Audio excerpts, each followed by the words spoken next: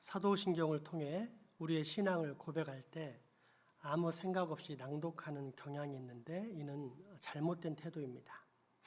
때문에 하이델베르크 교리문답은 우리에게 사도신경의 신앙 고백, 즉 우리가 반드시 알아야만 하는 믿음의 내용을 가르쳐 줍니다. 그래서 지난주까지가 그리스도의 성, 육신과 십자가, 부활과 더불어 하늘에 오르시어라는 그리스도의 승천에 대해 가르쳐 주었다면 오늘은 전능하신 하나님 우편에 앉아 계시다가라는 말씀에 대해 가르쳐 줍니다. 하이델베르크 제50문답입니다. 왜 그리스도가 하나님의 우편에 앉아 계시다가라는 말이 덧붙여졌습니까? 그리스도는 자기가 교회의 머리라는 것을 하늘에서 보여주시려고 하늘로 올라가셨습니다. 그리고 하나님 아버지는 그리스도를 통해 만물을 다스리십니다. 아멘. 먼저 우리는 이 오른편을 보통 공간적으로 이해를 합니다. 그러니까 현재 제가 설교단 중앙에 있고 피아노가 제 오른편에 있는 것처럼 하나님의 보좌가 중앙에 있고 그 오른편에 예수님이 앉아있다라고 생각합니다. 그런데 이것은 신인 동영록적 표현을 모르기 때문에 생기는 오해입니다. 신인 동영록적 표현법이란 무한하신 하나님께서 유한한 인생들이 잘 이해할 수 있도록 당신을 인간에게 비유하시는 표현법입니다. 갓난아이들에게 어른들이 도리도리 까꿍 어부바라고 말하는 것과 같습니다. 언어 수준이 부족하거나 사람이 좀 모자라서 어른들이 그렇게 행동하는 것이 아닙니다. 최대한 아기의 눈높이에 또 이해력에 맞춰 표현하려고 옹알이의 의성어를 사용하는 것입니다. 신인 동영론적 표현법이 이와 똑같습니다. 하나님께서 인간들을 최대한 이해시키시고자 사람들의 눈높이에 맞춰 말씀하시는 것, 당신을 인간에게 비유하는 것이 신인 동영론적 표현법입니다. 그런데 하나님은 사람이 아니라 신이십니다.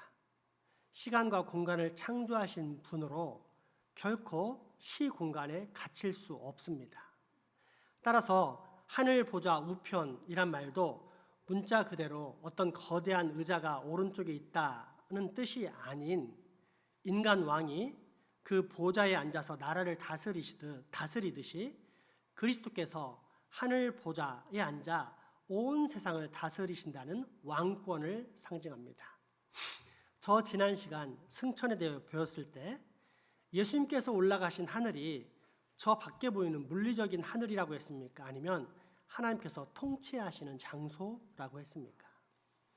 따라서 하늘 보좌 우편, 오른편이란 말도 상징인데 성경에서는 이를 보통 능력과 위엄과 존귀를 나타냅니다. 출애굽기 15장 6절에 보면 출애굽한 모세가 그 은혜를 찬양하면서 다음과 같이 기록한 장면이 나옵니다. 여호와여 주의 오른손이 권능으로 영광을 나타내시나이다. 여호와여 주의 오른손이 원수를 부수시니이다. 이때 오른손이란 하나님께서 당신의 능력으로 구원하셨다는 표현입니다. 또한 열왕기상 2장에 보면 왕이 된 솔로몬에게 찾아온 어머니 밧세바에 대해 솔로몬이 절을 한 후 그 어머니를 오른편에 앉히는 장면이 나옵니다. 이때 오른편이 뜻하는 상징은 사랑과 존경입니다. 따라서 그리스도께서 하나님 우편에 앉으셨다는 것은 결국 예수님께서 권능과 사랑과 존귀의 자리에 앉으셨다는 뜻입니다.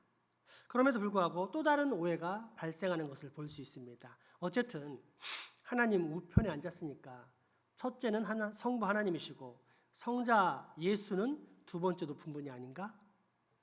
보통 우리는 이런 종속론적 개념, 즉 성부, 성자, 성령에 대해 서열의 차등, 우열이 있는 것으로 생각합니다. 그러나 성부, 성자, 성령, 삼위일체 하나님은 동일한 존귀와 권세와 영광을 가지신 분입니다. 우열의 차이가 없이 똑같은 능력과 영광을 받으시기에 합당하신 분이라는 뜻입니다. 따라서 예수님께서 하늘 보좌 우편에 앉으셨다는 말씀도 결국 성부 하나님과 함께 통치하는 같은 존귀의 자리, 같은 권능의 자리, 같은 영광의 자리에 오르셨다는 뜻입니다. 그렇다면 왜 사도신경은 예수님이 하나님 우편에 앉으신 것을 강조하는 것일까요?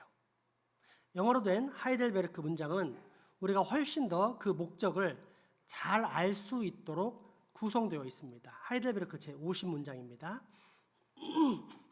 왜 그리스도가 하나님 우편에 앉아 계시다가 라는 말이 덧붙여졌습니까? 이에 대한 답변이 영어는 핵심을 먼저 말하는 그런 문장 구조를 가지고 있습니다. 그리스도께서 하늘에 오르셨다. 왜? 거기에서 입증하시려고, 분명히 나타내 보이시려고, 뭐를? 자신이 교회의 머리시라는 것을, 또 뭐를? 그리고 아버지께서 바로 이 그리스도를 통해 만물을 다스리신다는 것을 보이시기 위해서 하늘에 승천하셨다. 그러니까 하늘에 오르신 것과 그 보좌에 앉으신 것은 다른 것입니다. 하늘에 오르사 그 보좌에 앉으신 것이 바로 이런 목적을 가졌다는 것입니다. 결국 예수님께서 하나님 보좌 우편에 앉은 사건은 두 가지로 요약할 수 있다는 뜻입니다. 하나는 예수님께서 우리 교회의 머리가 되시는 것을 보여주기 위해서이고, 또 다른 하나는 성부께서 성자 예수 그리스도를 통해 이 세상 모든 만물을 다스리신다는 사실, 즉 예수님이 온 세상의 왕, 만왕의 왕이라는 사실을 보여주기 위해서라는 것입니다. 그렇다면 이처럼 예수 그리스도께서 하늘 보좌 우편에 앉아 계신다는 사실, 영광의 자리에 계신다는 사실은 우리에게 어떤 유익과 소망을 줄까요? 하이델베르크 제51문답입니다.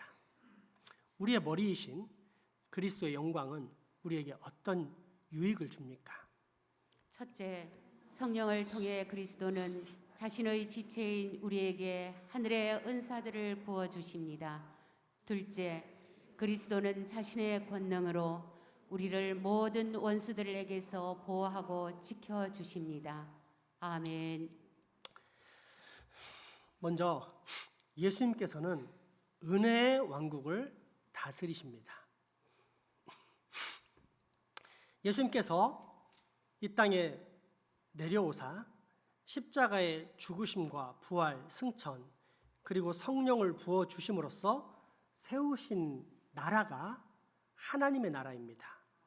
이를 신학적으로 은혜의 나라 또는 은혜의 왕국이라고 부릅니다. 예수 그리스도를 구주로 믿고 구원받은 사람들, 말 그대로 하나님의 은혜를 입은 사람들이 모여 있기에 은혜의 왕국입니다. 그리고 이 은혜의 왕국, 보이지 않는 은혜의 왕국이 이 땅에 보이는 형태로 나타난 것이 교회입니다. 따라서 예수님께서 하늘 보좌 우편에 앉아 계신다는 말씀은 결국 은혜의 왕국의 임금 되신 예수님께서 오늘도 친히 당신의 교회들을 돌보고 다스리고 계신다는 뜻입니다. 이때 주님은 어떤 방법으로 우리 교회를 다스리겠습니까? 외적인 헌법이나 또는 대통령제, 총리제 같은 정치 제도로 다스리실까요? 아닙니다. 기록된 하나님의 말씀인 성경에 대한 바른 해석과 선포인 설교, 그리고 성례, 즉 세례와 성만찬, 그리고 징계를 통해 교회를 다스리십니다. 따라서 누군가가 참된 교회의 세 가지 특징인 설교와 성례와 징계에 온전히 복종한다면 그는 교회의 참 구성원으로서 왕 되신 예수 그리스도를 존귀 여기고 그 이름을 높여드리는 것이 됩니다. 더불어 주님은 우리가 그렇게 살 수 있도록 하늘의 은사를 부어주십니다. 즉 구원받은 이후에는 우리가 스스로 알아서 버텨야 할 종류의 삶을 사는 것이 아니라 그 이후에도 여전히 주님은 우리에게 필요한 모든 은혜를 공급하신다는 뜻입니다. 그렇다면 이때 특히 교회에 부어주시는 하늘의 은사이자 사명은 무엇일까요? 첫째, 공적인 예배를 통해 영과 진리로 예배하게 하십니다. 둘째, 교육을 통해 기독교적 세계관과 가치관을 갖게 하십니다. 셋째, 교제를 통해 성도들 간의 큰 위로와 새 힘을 얻게 하십니다. 넷째, 봉사를 통해 빛과 소금처럼 다른 사람들의 필요를 채워주게 하십니다. 나아가 다섯째, 선교를 통해 아직도 이 은혜의 왕국을 몰라 헤매이는 영혼들을 구원하게 만드십니다.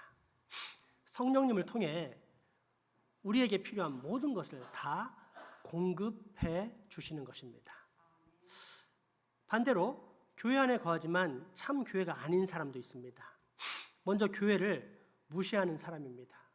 교회를 단순히 세상의 흔한 문화 공동체 중 하나로 생각하면서 교회가 하나님의 나라적 성격을 가지지 못하게 만드는 사람입니다. 또한 교회의 머리이신 예수님께서 그의 말씀을 통해 주시는 바에 순종하는 대신 이를 혼잡하게 하거나 복종하지 않는 사람입니다. 나아가 교회의 참된 사랑, 즉 하나님 사랑과 이웃 사랑을 먼저 생각하지 않고 자기 사랑을 가장 중심에 놓는 사람입니다. 이런 사람들은 하나님이란 이름을 사용하지만 실제로는 자기 자신이 가장 위에 있는 자로서 자기를 드러내기 위해 심지어 교회 안의 지체들 간의 비방과 반목, 분열을 조장함으로써 교회를 파괴하는 사람들입니다. 문제는 이런 사람들일수록 자기가 하나님 편에 서 있다라고 생각을 하며 자신의 판단이 가장 의롭고 정확하다는 착각에 빠지기 쉽다는 것입니다. 그러므로 우리는 다음과 같은 신중한 고민 가운데 늘 자기 스스로를 돌아보고 점검하는 철저한 자기 반성과 자기 점검 속에 거해야 합니다. 은혜의 왕국인 이 교회의 머리와 왕은 예수님이시다. 그러면 예수님은 어떻게 명령하셨고 또 나는 은혜의 나라 백성으로서 어떻게 살아야 할까? 특별히 이 땅에 펼쳐진 은혜의 왕국인 교회의 일원으로서 나는 어떻게 살아야 할까? 어떻게 살아야 하겠습니까? 온전한 예배입니다. 거룩한 교육입니다. 아름다운 교제입니다. 성심의 봉사입니다. 구령의 열정에 불타는 선교입니다. 이 5가지 사명, 오직 진정한 교회만이 감당할 수 있는 이 사명들을 반드시 감당하며 살아야 합니다. 그것이 곧 교회의 머리 되신 주님, 나의 참 주인께 드릴 수 있는 우리의 진정한 복종입니다. 둘째, 권능의 왕국입니다.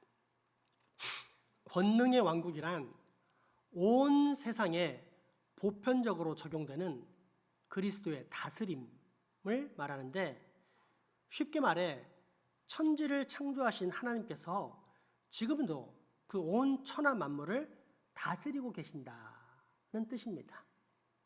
물론 하나님을 대적하는 사탄도 그 지배 아래 놓여 있습니다. 하나님의 권능 앞에 꼼짝 못합니다. 그러므로 예수님이 하늘 보좌 우편에 앉으셨다는 말은 주님이 단지 은혜의 왕국, 즉 신앙의 영역만 다스리는 분이 아니라 온 천하 만물, 곧 실제하는 이 세상 모든 만물들을 다스리시는 분이라는 뜻입니다.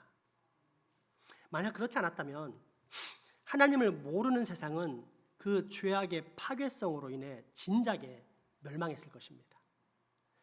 때문에 주님은 온 세상을 당신의 공의와 권능으로 다스리십니다.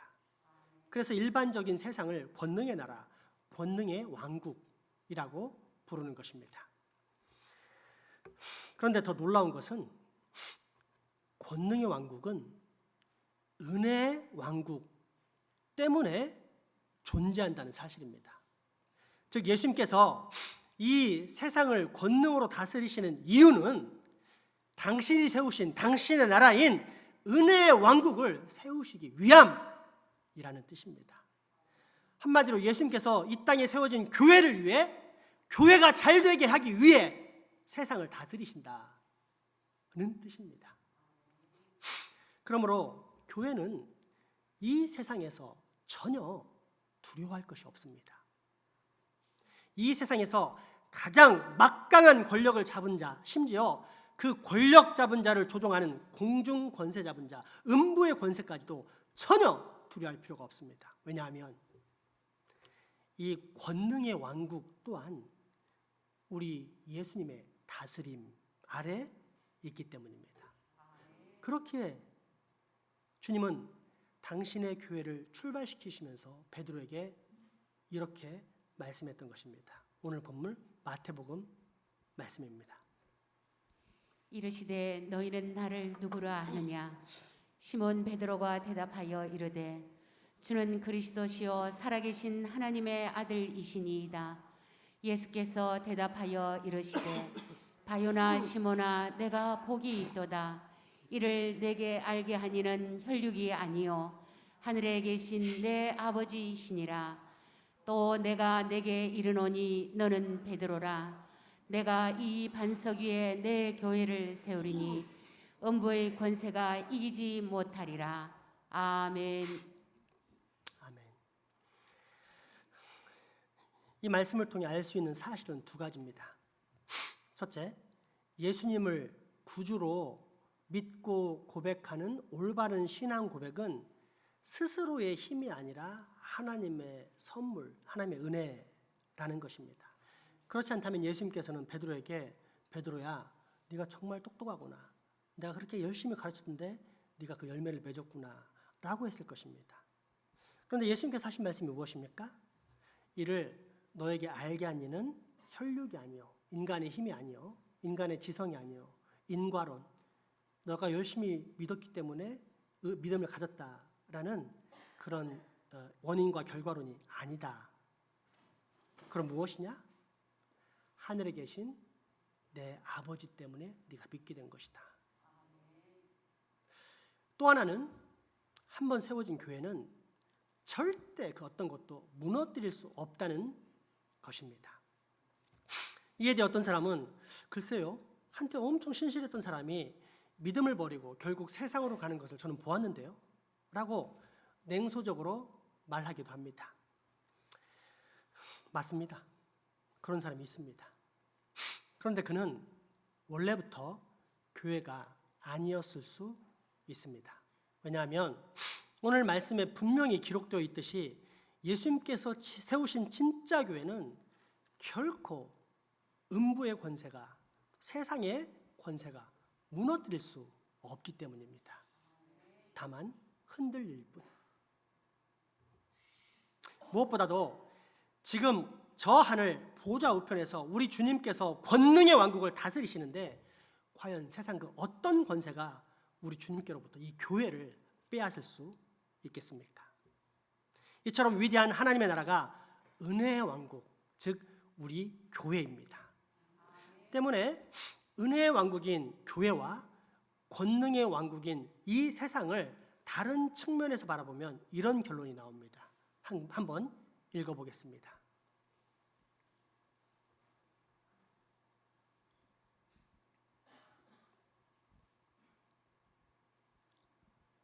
자막 부탁합니다. 이 세상이 지금 멸망하지 않고 존재할 수 있는 것은 결국 교회가 이 세상 안에 존재하고 있기 때문이다. 아멘. 아멘.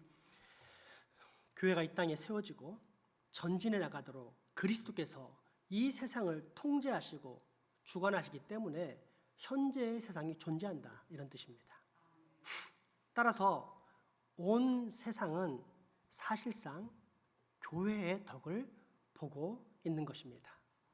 이를 더 쉽게 말하면 쉽게 말해서 우리의 삶에 적용해 보자면 지금 불신앙 가운데 있는 내 아버지나 어머니, 내 남편이나 아내, 내 자식들 같은 가족이나 친척 또는 이웃 친구들이 당장에 사망의 형벌을 받지 않고 지금 살아있는 것, 그래서 아직 구원의 기회가 있는 것은 바로 이 땅에 세워진 교회인 나 때문이라는 것입니다. 그러니 참 교회인 우리는 결코 세상에 위축될 존재가 아니라 오히려 더욱더 큰 자부심을 가져야만 하는 영광의 백성들입니다. 하지만 우리는 이런 자부심에서 멈출 수는 없습니다. 예수님이 교회를 위해 만물을 다스리신다는 사실은 또한 우리에게 큰 책임도 있다는 사실을 가르쳐 주기 때문입니다. 어떤 책임일까요? 멸망에 대한 책임입니다. 교회가 주어진 사명을 감당하지 못하면 그 사회는 멸망한다는 사실입니다. 실제로 소돔과 고모라의 역사는 그 땅에 딱 의인 10명이 없어서 일어난 하나님의 심판이었습니다. 거룩한 교회가 없다면 그 사회는 존재할 가치가 없다는 것을 가르쳐 주신 하나님의 역사였습니다. 그러므로 우리가 분명히 알 수 있는 것은 아무리 죄악이 가득한 사회라 할지라도 그 안에 진정한 교회가 있다면 그 사회를 유지시키시지만 만약 거룩한 교회가 없다면 그러한 사회는 하나님께서 반드시 불의 심판으로 없애버리신다는 사실입니다. 왜냐하면 세상이 존재하는 것은 이 세상에 어떤 존재의 가치가 있기 때문이 아니라 거기에 은혜의 왕국, 즉 세상의 빛인 교회가 있기 때문입니다. 그렇다면 여러분, 여기서 우리는 어떤 책임을 생각해야 하겠습니까? 하늘 보좌에 오르신 만왕의 왕께서 여전히 나를 보호하신다. 그래서 세상 그 어떤 권세도 나를 절대 무너뜨릴 수 없다는 사실 속에서 안정감을 느끼며 거기에 안주하는 것이 과연 정상적인 교회일까요? 주변에 다른 사람들은 모른 척하는 것이 과연 건강한 교회일까요? 결코 아닙니다. 그렇다면 어떻게 해야 합니까? 이 복음을 전해야 합니다. 하나님의 심판을 받아 장차 영원히 멸망당할 세상 모든 민족들에게 반드시 이 은혜의 왕국을 전해야 합니다. 은혜의 왕국으로 들어오라고 촉구해야 합니다. 교회가 되라고 간청해야 합니다. 하늘의 은사를 누리며 살라고 권유해야 합니다. 헛된 세상의 맛이 아닌 진짜 사는 맛, 곧 하늘의 맛을 누리고 살라고 강력히 권유해야 합니다. 이것이 바로 은혜의 왕국에 살고 있는 우리 그리스도인들의 분명한 책임입니다. 지금 여러분은 이 책임을 통감하고 있습니까?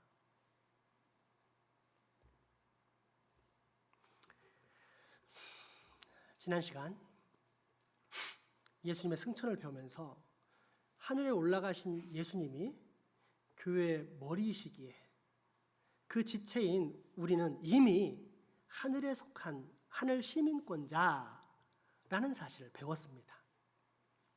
그래서 우리 그리스도의 정체성은 늘 우리의 본향, 본래 고향인 저 하늘을 사모하면서 사는 것이라는 사실도 깨달았습니다. 그러면 이제 우리는 현실 도피적인 삶을 살아야 합니까? 그래서 죄 많은 이 세상에서 오래 사는 것보다 빨리 죽어서 주님께로 갔으면 좋겠다라든지 또는 이 괴로운 세상 주님께서 얼른 오시면 좋겠다라는 현재 삶이 힘드니까 하늘 소망을 핑계거리로 삼는 현세 도피적인 신앙을 가져야 하겠습니까? 아닙니다. 그러면 어떤 신앙을 가져야 할까요? 통치의 신앙입니다. 예수님께서 승천하신 예수님께서 하나님 우편에 앉아서 지금도 교회와 세상을 통치하시기 때문에 교회인 나 또한 그분의 통치를 받아 순종하면서 이 세상을 통치해 나가겠다라는 통치의 신앙, 왕 같은 제사장의 신앙을 가져야 합니다. 거룩한 청지기적 자세로 이 세상을 다스리겠다라는 자세를 가져야 합니다. 왜냐하면 우리는 왕족, 즉 하늘 보좌 우편에 앉으신 예수 그리스도의 몸이기 때문입니다. 그러므로 여러분 더 이상 방황하지 마시고 예수 믿으십시오. 구원 받으십시오. 무엇보다 참 교회가 되십시오. 은혜의 왕국 백성이 되십시오. 그리고 그 은혜의 복을 전하십시오. 그럼으로써 점점 이 세상을 통치해 나가십시오.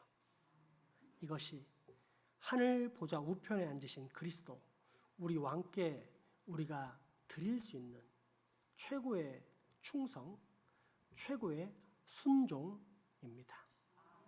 기도하겠습니다. 주님, 우리 장생포 교회를 구원시켜 주십시오.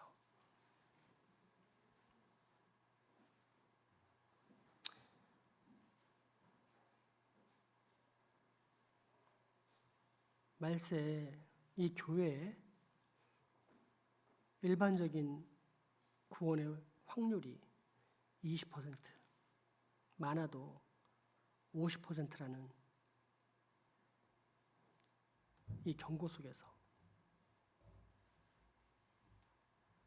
저는 우리 교회가 90%가 되기를 위해서 소망하고 기도합니다. 하나님, 우리 교회에 구원받지 못하는 백성이 없게 도와주십시오. 우리 교회에 있는 모든 교회가 정말로 참 교회가 될 수 있게 해주십시오. 우리 교회 안에 있는 모든 교우들이 반드시 은혜의 왕국 백성이 다 될 수 있게 도와주십시오. 예수님의 이름으로 기도합니다. 아멘. 헌금하시겠습니다.